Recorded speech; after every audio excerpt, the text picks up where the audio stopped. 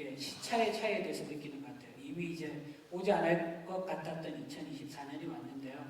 2024년 한 해 여러분들은 어떠한 인생의 스토리들을 써 내려가기를 원하시는지 한번 질문 드립니다. 오늘 본문 말씀에는요, 두 가지의 이야기가, 스토리가 동시에 존재합니다. 오늘 우선 본문의 배경에 대해서 잠깐 말씀드리면요, 우리가 잘 알고 있는 것처럼 사울 왕에게 쫓기고 있던 다윗이 결국 블레셋이라고 하는 우리가 잘 아는 그 땅에 망명하게 됩니다. 그때 당시 블레셋의 왕의 이름은 아기스라고 하는 왕이었고요. 그 가운데서 참 아이러니하게 놀라운 것은 무엇이냐면 이 이스라엘과 블레셋이라고 하는 이 두 국가가 국군을 건 전쟁이 벌어지게 됩니다. 당연히 블레셋의 왕이었던 아기스는 다윗을 데리고 그 전쟁에 출전을 시키기를 원했습니다. 그래서 다윗을 그 전쟁에 출전할 것을 요구하면서 부릅니다.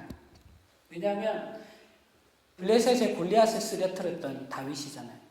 그렇기 때문에 이스라엘의 영웅이자 영웅이 그가 블레셋에 가장 성공했다면 이스라엘의 백성들의 사기는 떨어질 것이 분명하였고, 그 계산으로 아기스 왕은 다윗과 함께 다윗이 그 전장에 가장 먼저 서기를 원했습니다. 그런데 이것이 다윗에게 있어서는 말 그대로 진퇴양난이고 정말 인생에 있어서 가장 괴로운 순간 중에 한순간입니다.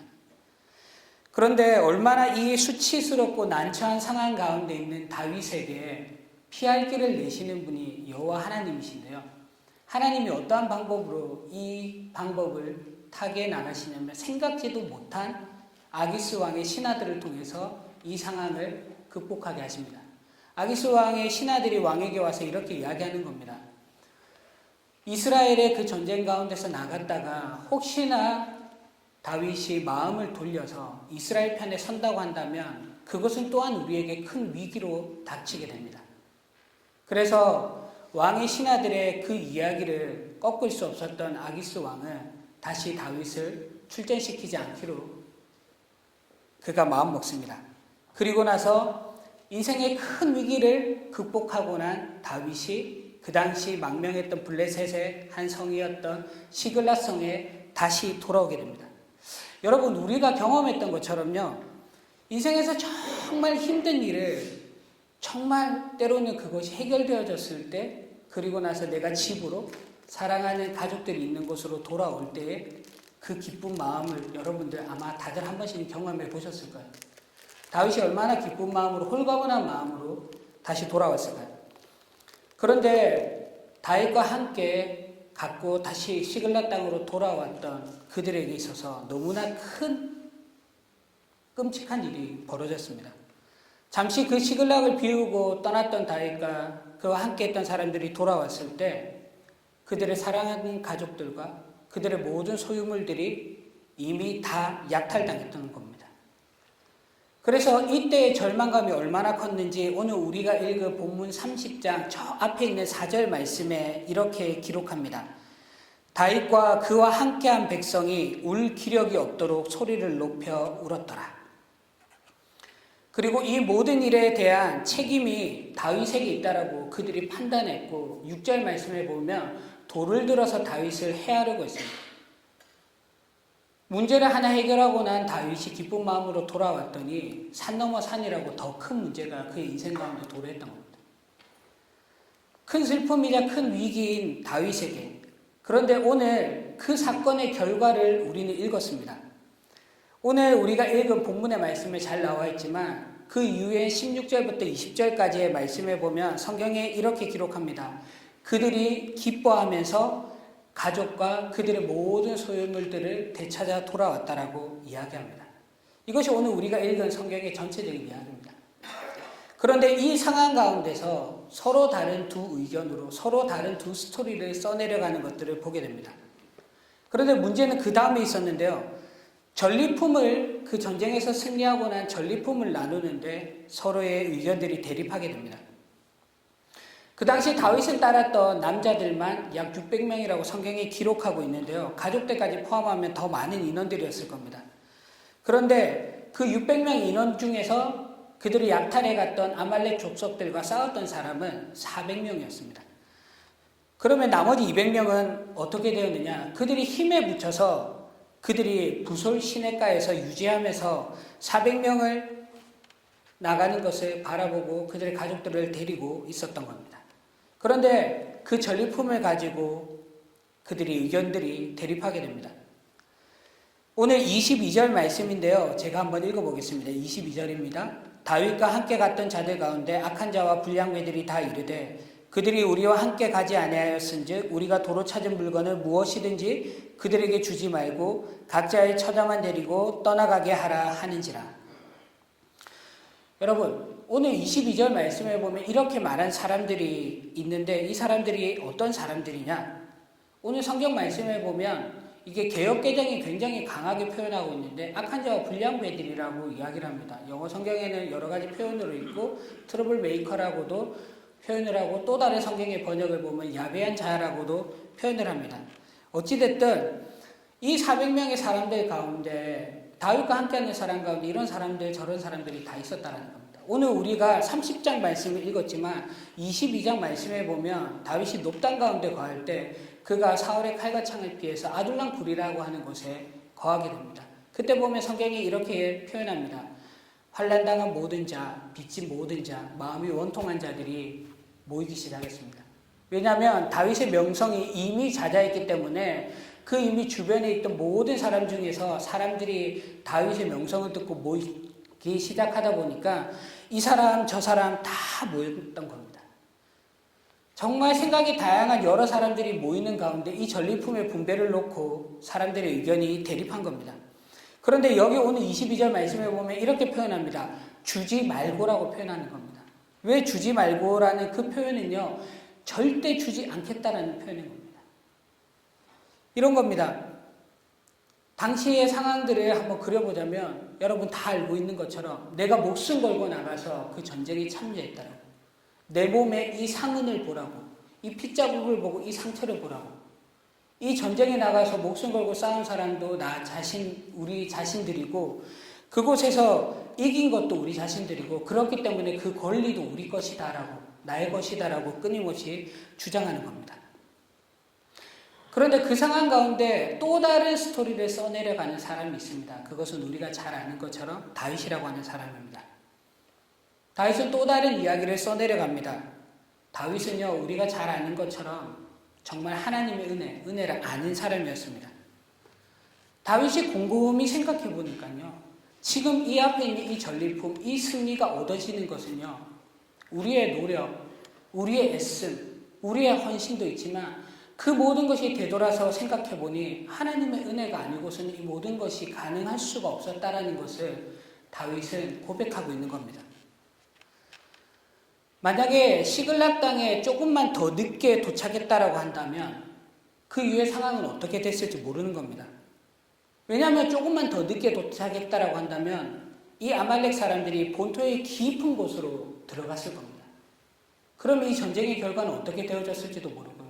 시글락 땅이 그 타이밍에 도착한 것도 하나님의 은혜였고, 그리고 그 600명의 사람들을 데리고 아말렉을 쫓아갔던 그 과정 가운데서 오늘 본문의 앞에 나타나지만 애굽 사람 한 사람 버려진, 그 종으로서 버려진 그 한 사람을 만나서 적진의 상황이 어떻게 되었다라고 들은 것도, 그 놀라운 타이밍이 일어났던 그 사람을 만난 그 모든 사건들도 하나님의 은혜가 아니고서는 불가능했던 것이고, 그들이 그 깊은 곳에 들어가기 전에 그들이 이미 전쟁의 승리에 도취되어져서 술판을 벌이고 있었던 그 타이밍에 본인들이 전쟁이 일으켜졌던 것들도, 그 모든 것들도 생각해보니 그 모든 순간 여정마다 하나님의 도우심과 하나님의 인도하심이 없었다라고 한다면 그것이 불가능했다라고 하는 것을 다윗은 알았던 겁니다. 그래서 다윗은 돌이켜보고 생각하면 생각할수록 이 모든 것이 하나님의 은혜가 아니고서는 불가능했다라는 것을 그가 다시 한 번 더 고백하는 겁니다. 똑같은 상황 가운데서도 두 가지의 이야기가 서로 공존하는 것이 오늘의 본문의 말씀입니다.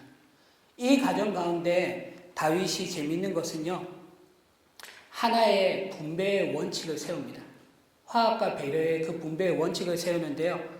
혹시 23절에서 25절까지의 말씀 한번 띄워주실 수 있을까요? 네. 우리 23절에서 25절까지의 말씀 한번 같이 읽어볼까요? 다윗이 이르되 나의 형제들아 여호와께서 우리를 보호하시고 우리를 치러 온 그 군대를 우리 손에 넘기셨은즉 그가 우리에게 주신 것을 너희가 이같이 못하리라. 이 일에 누가 너희에게 듣겠느냐? 전장에 내려갔던 자의 분깃이냐? 소유물 곁에 머물렀던 자의 분깃이 동일할지니 같이 분배할 것이니라 하고 그날부터 다윗이 이것으로 이스라엘의 율례와 규례를 삼았더니 오늘까지 이르니라. 아멘. 아까도 말씀드렸지만 개역개정 성경이 굉장히 좀 강한 어휘를 사용하고 있는데요. 어쨌든 여러 가지 성경에서 뭐 야비한 자들, 뭐 트러블 메이커다 뭐 이렇게 표현하고 있지만 다윗이 그 22절에 그 표현 다음에 23절에 그들을 부를 때 뭐라고 부르냐면 나의 형제들아 이렇게 부릅니다. 다윗의 참 지혜로움과 따뜻한 리더십을 볼 수 있는 상황인데요. 다윗이 그 가운데서 그들을 자신의 형제로 여기며 자신의 정말 한 가족으로 여기며 이야기하는 겁니다. 아까 말씀드렸듯이 모든 것이 하나님의 은혜 가운데 있었고 아까 말씀드렸지만 200명의 남아있던 사람들이 있었습니다. 부솔 시내가에 남아있던 자들. 혹시 여기 남성분들 중에서 군대를 다녀오신 분들은 아시겠지만 네, 참 지난번 설교가 갑자기 생각나는데 제가 영창을 다녀와서 조크라고 이야기를 했더니 영창을 간 게 조크냐 아니냐에 대해서 잠깐 차를 마시면서 이야기하셨다고 하길래 뭐 쓸데없는 얘기지만 영창은 일단 다녀놓았습니다. 뭐 그 이해가 뭐 전반적인 센텐스가 조크였다는 거고요. 전쟁을 하다 보면요. 앞에 나가서 손발이 되어서 싸워야 되는 사람들이 있고요. 뒤에서 군수물자들을 지켜야 되는 사람들이 있습니다. 오늘 성경 본문에서 보면 참 재밌는 표현이 하나가 나오는데요. 24절 말씀에 보면 성경에 이렇게 기록합니다. 부솔 시내가에 있던 사람들을 이렇게 표현합니다. 소유물 곁에 머물렀던 자의 분깃이 동일할지니. 200명의 사람들이요. 가기 싫어서 안 간 것이 아니라 그들 가운데는 그 여정 가운데 부상을 당한 자들도 있을 거고요. 그 많은 사람들이 움직이는 데 있어서 그 물건들을 관리하고 감독하고 지켜야 되는 사람들도 있었습니다. 어쨌든 그 200명의 사람들이 지친 사람들도 있었고 더 이상 나아가는 것이 힘든 여러 상황 가운데서 다윗이 판단했을 때는 지금 이 상황 가운데서는 200명의 사람들을 이곳에 두고 400명의 사람들과 함께 나가는 것이 지금으로서는 최선이겠다라는 판단 가운데 함께 뛰어나갔다라고 저는 말씀 가운데 여러 가지 마음들이.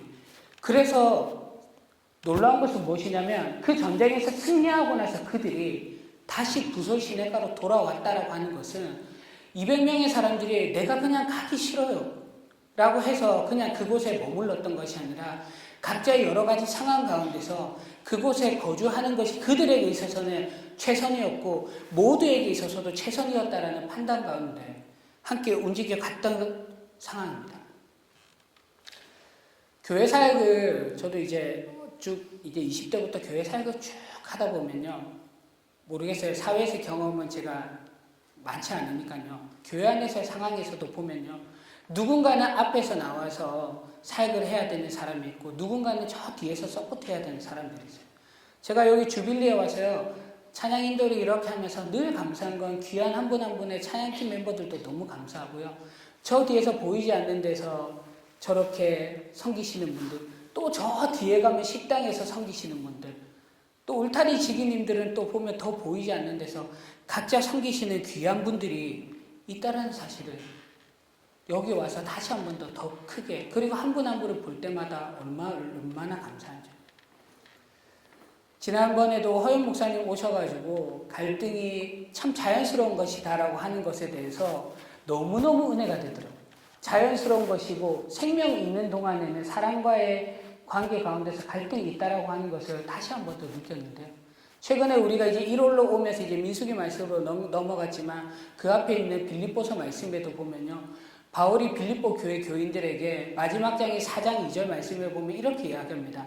내가 너희에게 유오디아를 권하고 순두개를 권하노니 주 안에서 같은 마음을 품으라라고 이야기합니다. 그것은요. 교회 안에 모든 사람들이 각자의 생각이 다 다르다라고 하는 것을 우리에게 하나님이 다시 한 번 더 말씀해 주고 계시는 것이고요. 그래서 참 한 공동체로 이루어 간다라고 하는 것이 그 너무너무 서로 다른 그 한 사람들이 하나 맞춰가는 것이 쉽지 않다라고 하는 것을 우리가 다시 한 번 더 생각해 보게 됩니다.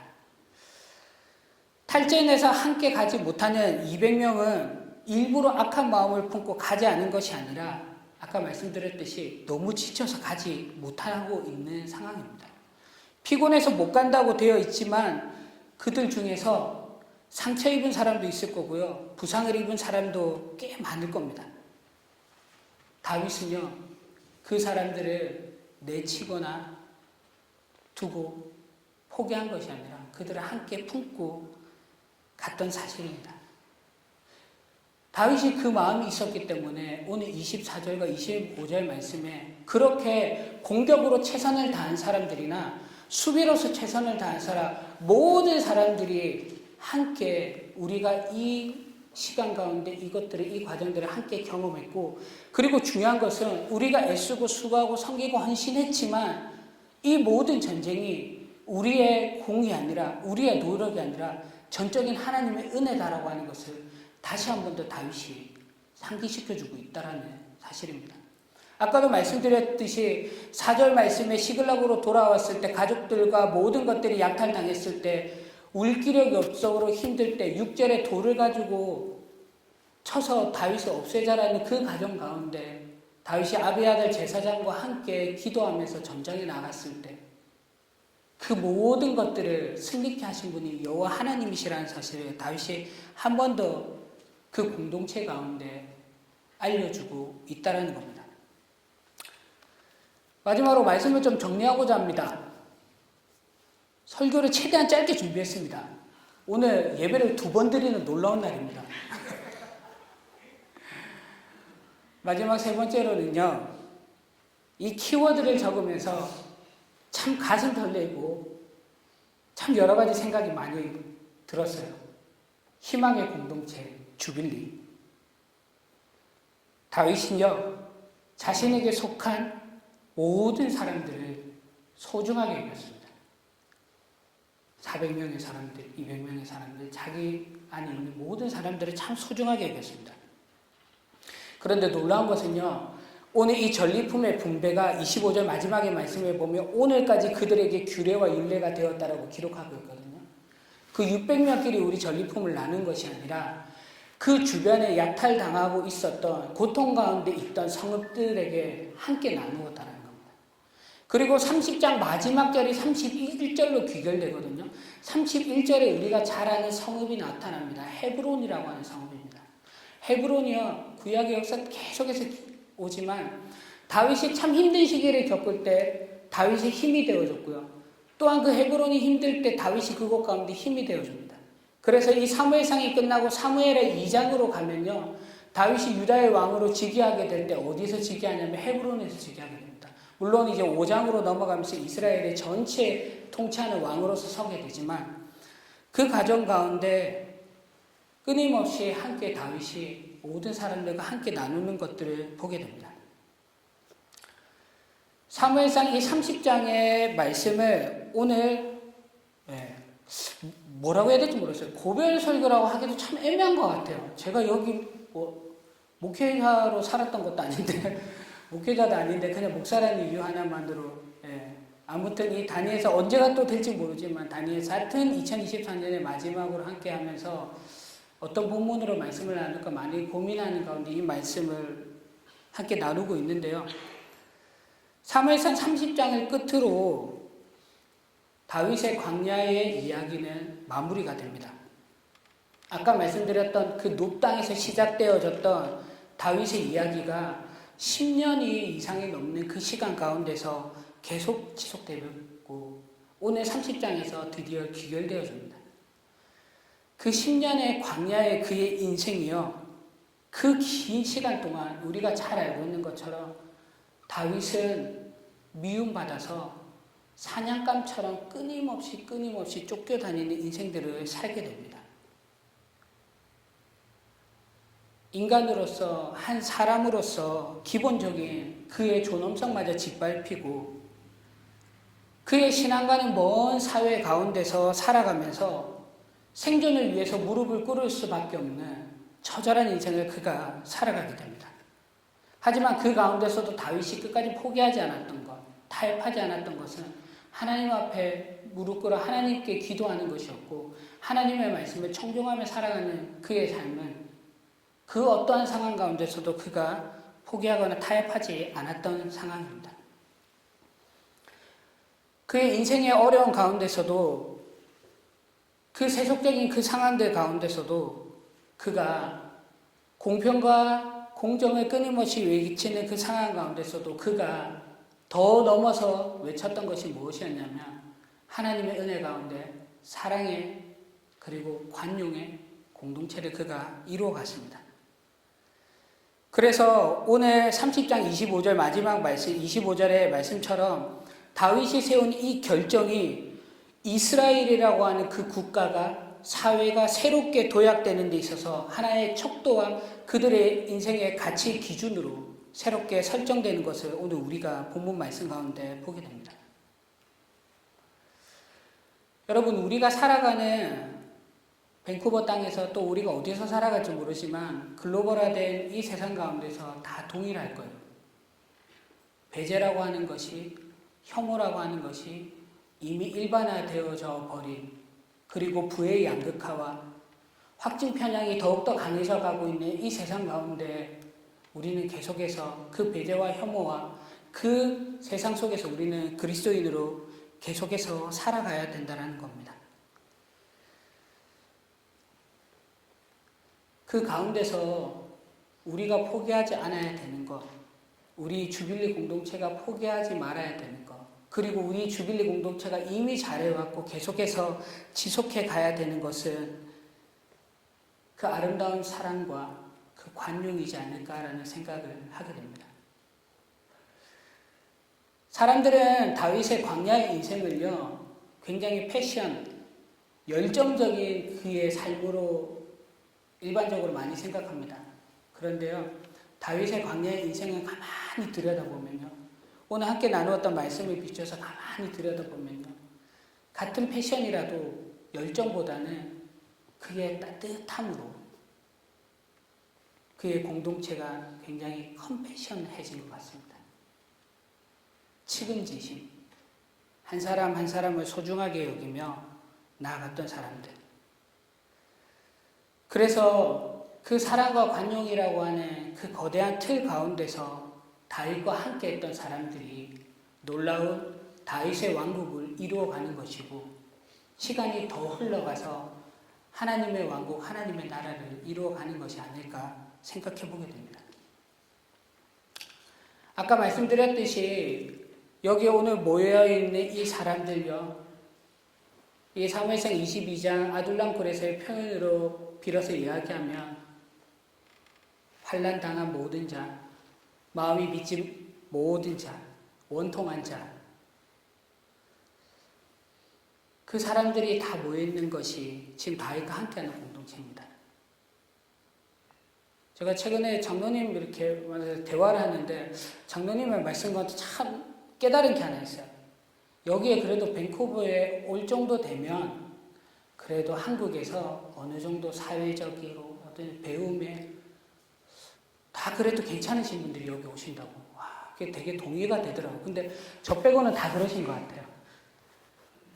그래도 여기에 와서 우리가 지내는 거는 한국 사회를 비하면 우리 그래도 제가 한 분 한 분 다 만나서 대화하지 못했지만 만나서 보면 다들 참 괜찮으세요. 너무너무 귀한 분들이세요.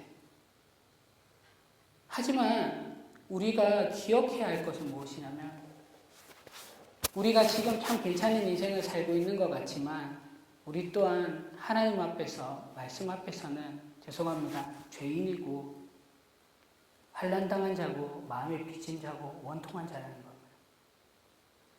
우리가 예수 그리스도를 만나고 그분이 내 삶 가운데 빛으로 찾아오시고 내 삶 가운데 말씀해 주시고 나를 자녀 삼아 주셔서 내가 그분을 아버지라 부를 수 있어서 내가 그래도 지금 참 괜찮은 아름다운 한 사람으로 이렇게 살아가고 있지만 우리가 참 어떻게 보면 원통한 자, 환난당한 자, 마음에 빚진 자가 우리 이 사람인데 하나님의 은혜로 우리가 이 자리에 서 있다는 사실을 우리가 함께 기억했으면 합니다. 그리고 너무너무 귀한 주빌리 공동체가 서로가 서로를 함께 돌보아주고 보듬어주고 함께 가는 귀한 공동체가 되었으면 좋겠습니다. 또 한 사람이 가니까 약간 그러신 것 같아요. 다들 또 보내니까 마음이 참 아프고 우리가 또 그때 가는 사람 너무 죄송한데 이곳이 그래서 참 아름다운 만남과 파송의 공동체가 이 주빌리 공동체가 아닌가 싶습니다. 그리고 저희같이 머물다가 가는 사람들에게 참 아름다운 모습과 사랑을 부어주심 또한 너무너무 감사하고요. 주빌리가 그러한 공동체로 계속해서 서나갔으면 합니다. 한 분 한 분이 하나님의 귀한 사람이면 서로가 서로를 존중해주고 아름답게 세워져가는 귀한 공동체가 되었으면 합니다. 그리고 이 주빌리 공동체를 통해서 이 밴쿠버 땅에 하나님의 나라가 더욱더 아름답게, 이 땅 가운데 하나님의 나라가 아름답게 이루어져 가기를 예수님의 이름으로 간절히 소망해 봅니다. 기도하겠습니다.